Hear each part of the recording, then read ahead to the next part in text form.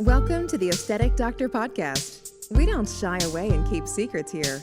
We empower you with education, telling you the truth about all things aesthetic medicine while encouraging you to be the best version of yourself. It's time to look great and feel good doing it. This is your host, mom, speaker, and board-certified physician, Dr. Judith Borger. Hello, friends, and welcome to episode 58 of the Aesthetic Doctor Podcast. Today, I have the extreme pleasure of having licensed clinical mental health counselor Amber Kennedy with me. Amber is a licensed clinical mental health counselor with over 13 years of experience. In her clinical work, she specializes in mood disorders, military culture and adjustments, trauma, affair recovery, and relationship distress. She is certified in multiple types of therapies used to help people overcome irrational, dysfunctional, and unhealthy thought process that tend to add and prolong emotional strain. She is also trained in multiple therapies, helping people process trauma that we're going to talk about. She is the owner of Spring Lake Counseling, which provides services in Spring Lake, North Carolina, and Fayetteville, North Carolina. So I'm so excited to have Amber here. And today we're going to talk about trauma, how we can process it, and where it's stored in the body. This is a really important and fascinating conversation. Now, before we start, let me start with a trigger warning. Now, we are talking about trauma, even though no traumatic or distressing events are talked about in detail. So if that is something that triggers you in itself, maybe skip the episode, and please always make sure that you keep yourself safe and that you have all the emotional resources that you have. Second disclosure, we are both licensed professionals, but the conversation we're having today is for informational purposes only. So unless we are your treating physicians or clinical counselor, this is really for informational purposes only. All right. So please join me in welcoming Miss Amber Kennedy. Welcome, Amber. I'm so glad that you're joining me today. Thank you, Dr. Borger. I'm so excited to be here today with you. Well, you're obviously an expert on trauma, and I think trauma is something that's really something that people are starting to be more and more cognizant about it and starting really from the basics. So we all have a sort of common place to start from. What is really sort of the definition of trauma as far as it pertains to mental health and counseling? Trauma is something that affects everybody differently, something meaning a traumatic stress, a traumatic memory that causes stress on the brain and the way that the brain processes that stress compared to a normal memory. So, trauma for one person may be a lot different from trauma from another person. And so, I think the definition of trauma is very wide and it's very person dependent, but it's a significant event that causes the distress on the brain and the way in which the brain is actually processing the trauma. I really love that we're already starting that out because one of the things I really like to say is that there's really no comparison in suffering, right? Yeah. And that trauma is really trauma. And there's no, of course, some people unfortunately experience horrific things. And there are things that affect you that are trauma that, again, there's not a scale where people, I think, Mhm. sometimes tend to minimize either what has happened Yes. to them or Yeah. maximize, or, well, this wasn't so bad compared to XYZ. Is like, I wasn't held at gunpoint yet. What has happened to all of us can still have effects of trauma. Like, there's no comparison in suffering. Yes. And I hear that often in my office. An individual will come in and say, I've had this event happen. I know it's not the worst thing that other individuals are experiencing out there. And it's very important to say it doesn't matter if it's the worst thing that the world is experiencing. It's what's happened to you that it has caused the worst in you to kind of show through the way the brain has processed it. So, absolutely, it doesn't matter what the event is, it's how the person is impacted by the event. I love that. So yeah, I'm just going to repeat that because I think it's so important. It does not matter what the event is. What is important is how you, as the person, Yes. is impacted by the event. And there's also things like primary trauma, secondary trauma, and especially a lot of us listeners or around there, we are in caretaker positions, we're in healer Mhm. positions. So would you just Mhm. quickly go into like primary also versus secondary trauma? Yeah. So when you think about primary trauma is something that you personally have come into contact with. So, for example, being in a car accident, being the individual driving the car and being impacted significantly firsthand by that trauma, or a soldier going out into combat, right, and experiencing an IED or unfortunately losing a battle buddy. Secondary trauma would be the burnout or the compassion fatigue by taking care of a dying loved one, and how that is secondarily impacting you through the other person's loss or the other person's experience. And the way the brain processes it is extremely similar to primary and secondary, and the hippocampus, and really moves it to the amygdala where everything unhealthy is stored. So that would be the significant difference between the primary and secondary traumas. Yeah, thank you for explaining that. Especially as I said, other people that caretake, it's like we hear those stories, right? And Right. if the story of somebody else makes an impact on you, that is secondary trauma. And I'm sure in the Yes. mental health fields, as well as in the healthcare fields, firefighters, counselors, Mhm. really anybody, that is Mhm. really the trauma we take on is not ours only Right. by witnessing some of Right. these things, but it gets sometimes added by the stories we hear by the people we Yes. take care of and their traumas. And I think, Yes. especially in healthcare workers or mental health workers, firefighters, all sorts of professions, like it is really an additive effect too of the primary trauma and the secondary trauma through the Yeah. people that you come in contact with and try to help. Yes, yes. What I have really found in my practice in the very beginning, those traumas would really stick to me, leaving and bringing it home and really trying to figure out how I'm going to cope and process the really tough stories in office. And I think there's so much truth that if we, as the caretakers, the mental health counselors, the firefighters, the police officers, the teachers, even, if you don't take care of what you see in front of you or what you hear in front of you, it becomes compounded trauma, compounded secondary trauma. ESS workers, social workers, really so many people. So you have brought a little bit up about the brain. So let's Mhm. talk about, and I'm going to give you the floor because you're such an expert here. How is trauma really stored in our bodies? How does it stick? How does it stay? Sure. So when you think about a normal memory that an individual has, you think about it being stored in the frontal cortex where everything healthy is stored. When you think about a traumatic stress or traumatic memory, the amygdala really takes over because the trauma is stored in the amygdala part of our brain. That's why there's triggers that the smells that you may smell could lead you to a thought, or a touch on your body may lead you to a memory. And so when an individual is impacted by a trauma, the brain cannot timestamp or date stamp that trauma and move it to the frontal cortex. It really sticks in the amygdala portion of the brain in that fight or flight mode.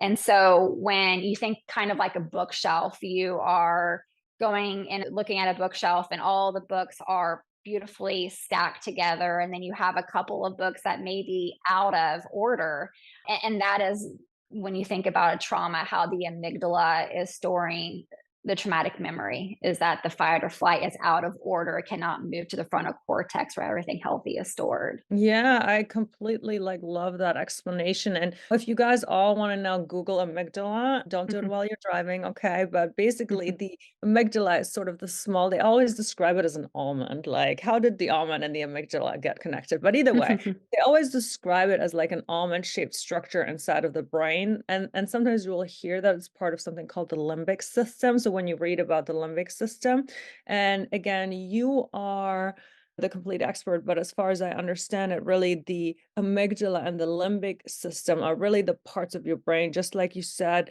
that detect danger. So they're Yeah. sort of the ones that keep you safe in prehistoric times from being mauled. It's Mhm. the fight or flight, and it's sort of the Mhm. danger receptor. So it makes complete sense that if those memories are stored in the same part of the brain that detects danger, that helps sort of protect your survival, that triggers Mhm. that give you that fight or flight reaction versus, like you said, the frontal cortex. Right. That's where a lot of our logical decision making, our Right. personality, that kind of stuff gets Mhm. triggered, that the responses are so, so different. Yes. Yes.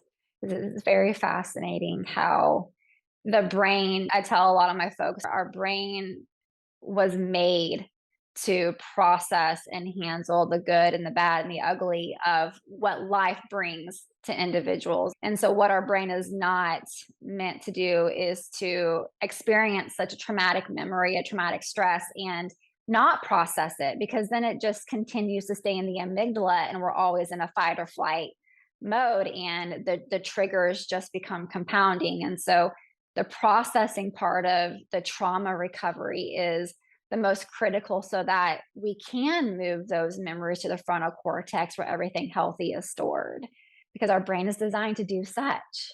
So basically, what you're saying, and I'm just going to sort of say it a different way, is that one of the problems with memories being in the amygdala is really that they're not supposed to be there. And that processing means really moving them out of there into the place where memories are supposed to go. Is that what Yes, you're telling us? that is, yes, I yes. love it. I love it. Look, we all learned something new today. Like, I did not know that you could Yes, actually move them and process them. you So can. Yeah. before we go to some of the ways we can do that, and I really want you as a like clinical counselor to kind of talk about what are some of the effects that people have, because I think there's so much trauma I think that we all live with, unfortunately. And I think some people, like, the first step is really to be like, wow, this is a PTSD-like response. This is a Yeah. triggered response. This is a traumatic response, because I think that's Yeah. how we could really maybe help some people that are like, oh, wow, I did not realize that, again, because I was never in a car that was blown up, that this could be a Right. traumatic memory that if I processed it, it could help me respond better or Right. feel safer. What Yeah. are some of the ways that we know that there's maybe some unprocessed trauma? Like, what are some of the reactions, some of the sort of Mhm. clinical Mhm. effects of it? Yeah, I mean, I think you said some of them is you could be walking into a store, a grocery store, or the mall, and you may smell a certain scent, and that certain scent may take you back to a distressful memory or thought, and you notice maybe your heart, or just your heart is racing, your stomach just starts to get upset during that particular moment. Or you may be experiencing an intimate moment with your spouse or partner, and in that moment your body starts to freeze up and you go into panic. Your heart starts to race, your thoughts, you kind of disassociate, and your thoughts go off to another place. I mean, our bodies are always talking to us. It's our brains are always having conversations on the daily with the world around us, and our body responds to certain smells, tastes, touches. And so if we're aware of how our body is responding, then that creates the awareness of, okay, is this a trigger? Is this just stressful? Or is the awareness creating happiness? Yeah, Mhm. and one of from personal experience, one of the ways I noticed personally that I had to really process some unresolved kind of bad case memory was really the fact that I was having intrusive thoughts and flashbacks. Like, I'd be on a walk, and Mhm. instead of enjoying the walk and all of that, all I could Mhm. see was sort of like, again, trigger warning, like the Yeah. dead baby that I had coded. And that's was for me just being like, oh, these are the intrusions. And I assume that's Yes. probably one of the symptoms too, right? Is that Mhm. more than you want, you get these intrusive thoughts, memories of an event Yes. that has Yes. passed. Yeah, yeah. So the flashbacks, right? And I mean, you really kind of hit the nail on the head is when we are walking or even horseback riding, it creates bilateral stimulation of the left and the right brain hemispheres. And so as you're on a walk, our brains start to process things a little bit more healthier, or brings things more to the frontal cortex. And we do have those flashbacks. We do have those intrusive thoughts where you're just wanting to go on a walk, a peaceful walk, and all of a sudden you're like, where did this come from? It's because that bilateral stimulation is happening in the brain as you're taking that walk, and those intrusive thoughts begin to move in the brain. Yeah, well, thank you. So let's talk about treatment options. And that's really where somebody like you comes in. Would you go over us like some of the either categories or really Mhm. research treatments that are available for people with unprocessed trauma? Sure. So there's quite a few out there.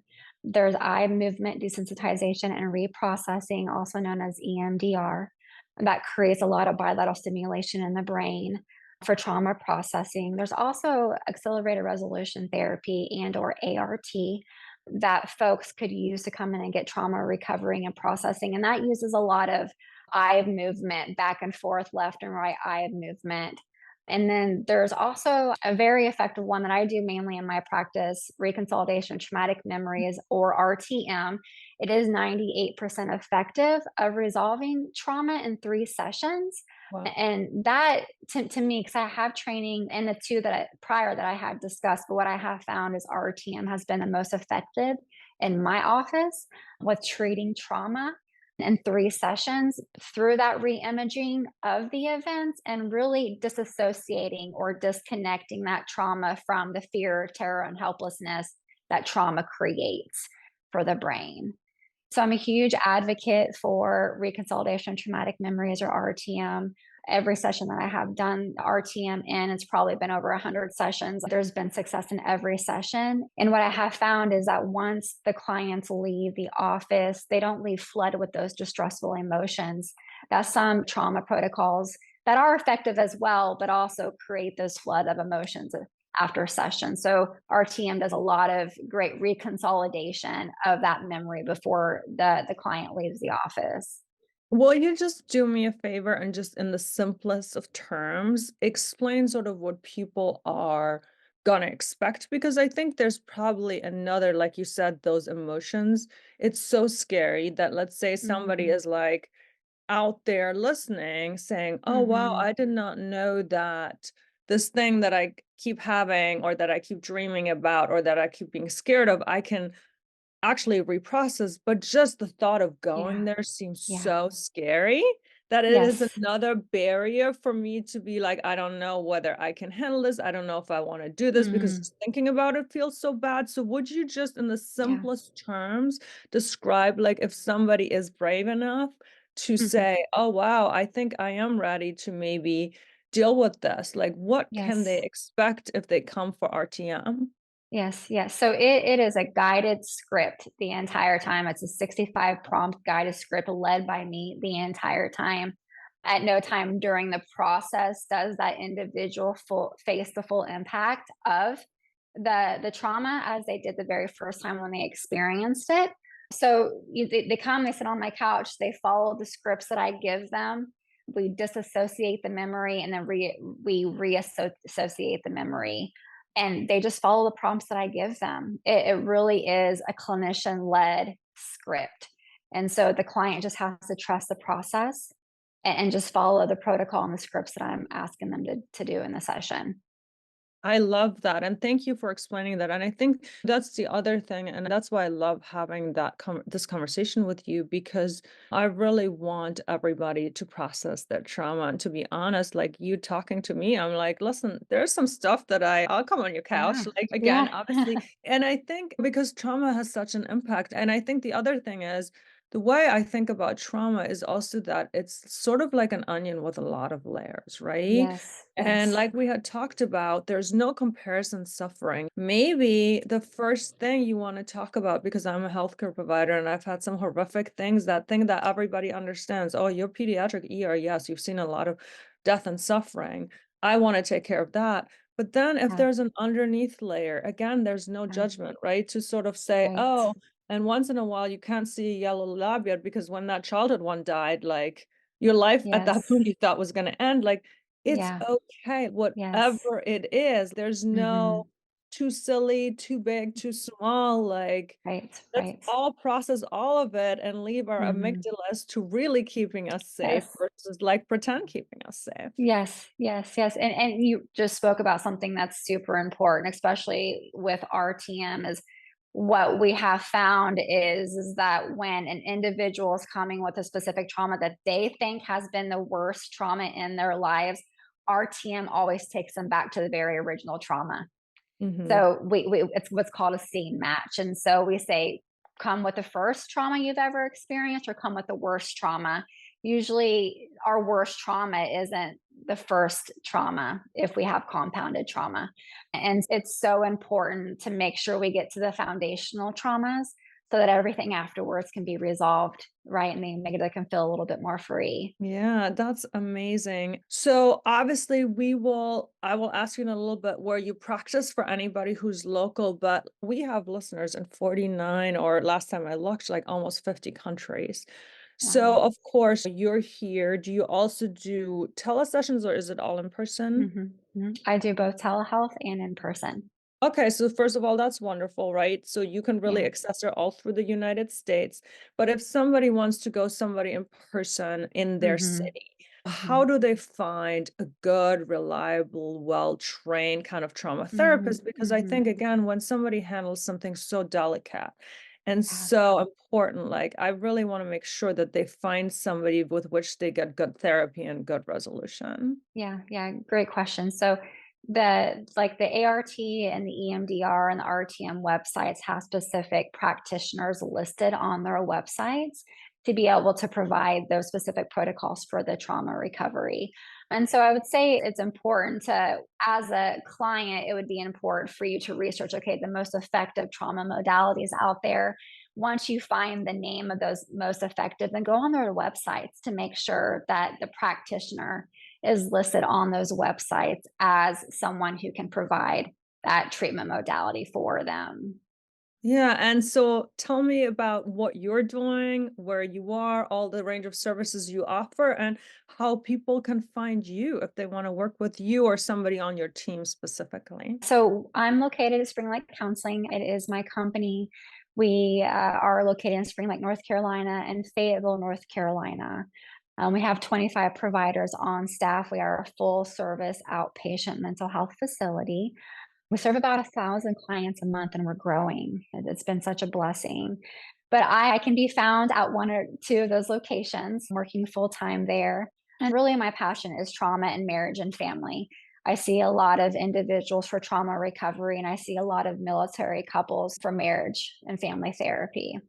And of course, we will put everything in the show notes. So if you, again, please don't take out your pen and paper while you're driving to put out your notes. You can go to the show notes. It'll all be linked. Our website will be linked. Our Instagram will be linked. All of the things will be linked so you can easily find Amber. But I think that is a really important thing that you kind of brought up because really trauma affects every aspect of our lives, right? It affects how we can show up with our spouses, it affects how we can show up with our kids, maybe even at work. And you and I are both located in Fayetteville. And of course, being the biggest military installation in the world, unfortunately, the military, due to the nature of their work, have a huge amount of sort of occupational trauma exposure. Yeah, yeah.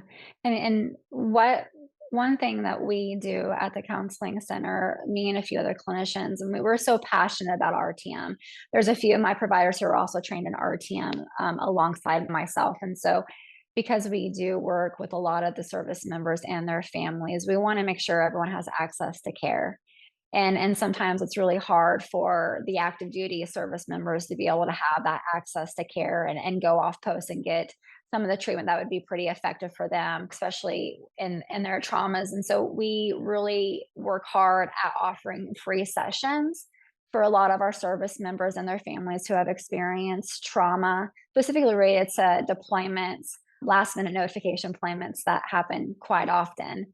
And so I want to make sure that is being said because it's important for my ministry and for the ministry of Spring Lake Counseling to let our service members and families know that there is help out there and we will do what we can do to make sure that we provide the best care possible for trauma recovery in the community that we live in. I love that. Thank you so much for doing that. 2 more questions. So number 1, does insurance cover these kind of services?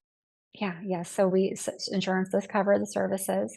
Thankfully, we take Humana, TRICARE, Cigna, Aetna, all the big insurance companies we are able to provide services for. And then case by case basis, all of our providers are great providers and we are doing it for the right reasons. And so if there is a case where an individual may not have insurance, we work really hard at trying to figure out how to get the individual in service treatment so that we can help them. Awesome. Well, again, thank you for what you do in the world. And what are some of the kind of parting thoughts that you want to leave everybody with? Or if there's like one big Yeah. takeaway or message you have for all of our listeners, sort of the floor is yours. And that's a great question. I think just allowing yourself to be vulnerable, allow yourself to be okay to be uncomfortable. It's hard to be vulnerable and it's hard to be uncomfortable. But what I have found just in my own personal journey in life and seeing it on the couch is that through a vulnerability and uncomfortability, a lot of great work happens and you really start to learn a lot about yourself. So if a person is willing to be uncomfortable and willing to be vulnerable in the right space with the right people, there's a lot to be done and a lot to be said about that. Gosh, that is amazing. Again, Amber, thank you for being here. Thank you for all you do in the world. Like, you literally are just have the brightest energy and you shine the brightest light. So, thank you so much for all the lovely Thank you work so that much, you Dr. do in the Borger. world. I appreciate you so much.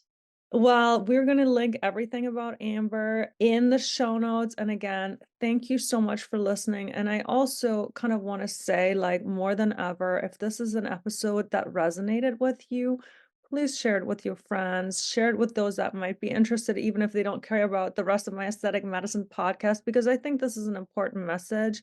And then again, I guess the very last thing is sort of like with any recovery, it's the individual themselves that has to be ready to do the work, right? Unfortunately, it doesn't work if I say, and not that I would say this, but if I say, oh, my husband has unresolved trauma, he needs to go to your couch. It's Right. something that has to be motivated. The person has to be ready.